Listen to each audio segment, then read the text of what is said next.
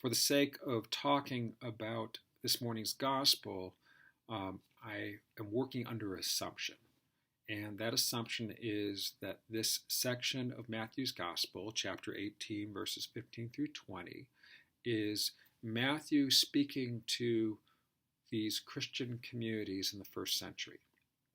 Because the language includes the church. If another member of the church, and that wasn't true in Jesus' life. That wasn't how his group was organized, and those who were following around were organized. It is Matthew's attempt to very broadly suggest how early Christians should deal with conflict amongst themselves, where there's already an established relationship that community has come together in the name of Jesus. And so Jesus said, if another member of the church sins against you,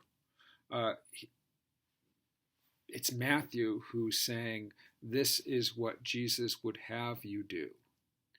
And the text continues, go and point out the fault when the two of you are alone. If the member listens to you, you gain that one.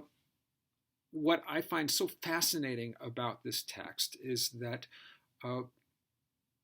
it assumes that the person at least believes that they have been wronged. Go and point out the fault when the two of you are alone. But that the way it's resolved is by the other person listening to you.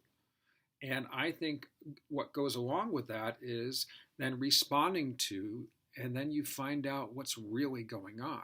And it might not be actually that the person, quote, sinned against you. It's your perception of the event that actually might be changed in the midst of that conversation. But the key thing is a direct one-on-one of clarifying what's happening. And if one is listened to, then you've regained that one, which is brilliant advice when it comes to being in community and relationships in community, that when something is perceived hurt or wounding, that you, assuming that your safety is ensured, to be direct and to hopefully then get to the bottom of what's going on and be able to figure out how to go forward. Now, if that doesn't work, if you aren't listened to, and again, think in terms very broadly, you are to bring 2 or 3 witnesses to have that conversation. And again, this is in the context of an established community. And again, I find it really interesting that the witnesses aren't your allies. They're not your posse. They're not the ones who already agree with you.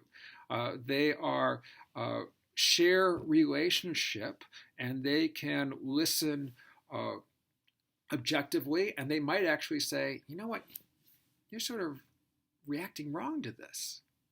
But again, that's the next step in dealing with this conflict within community. If the member refuses to listen to them, tell it to the church. If the offender refuses to listen to even the church, let that one be to you as a Gentile and a tax collector. Now, I read this with a little bit of humor, because remember, Matthew's MO is from the point of view of a tax collector.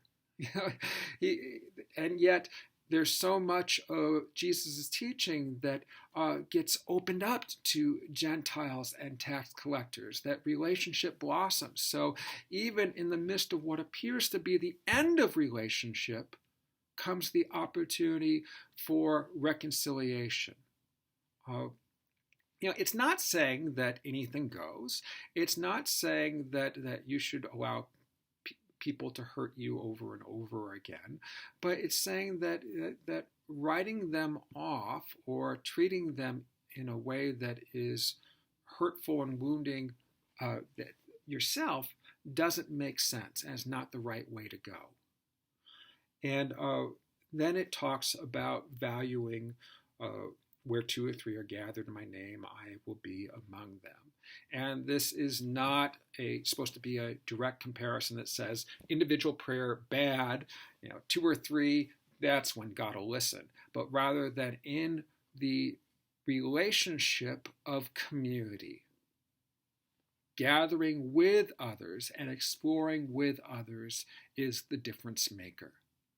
That within the confines of community, that the relationship and praying and specifically listening to one another, that fosters growth and love, which goes nicely with love neighbor as self, whether it's John's version or Paul's version that accompanies this lectionary. So really quick video this week, in part because next week we get a Jesus parable on this subject that I think really opens us up in some really challenging ways. So hopefully you will be willing to come back for part 2 on this, and we'll talk a bit more. Take care, and God bless you.